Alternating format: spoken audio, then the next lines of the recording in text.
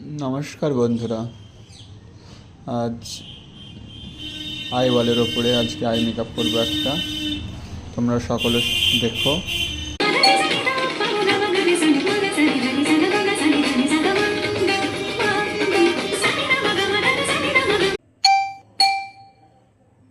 Foundation দিয়ে সুন্দর করে আইব্রো ড্র করে ফাউন্ডেশনটা ব্লেন্ডিং করে সুন্দর করে ব্লেন্ড করতে হবে নানান কালার দিয়ে।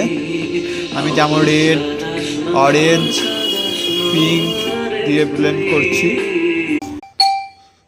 তারপরে কাটকিসের জন্য একটা মেজারমেন্ট লাইন করে নিতে হবে।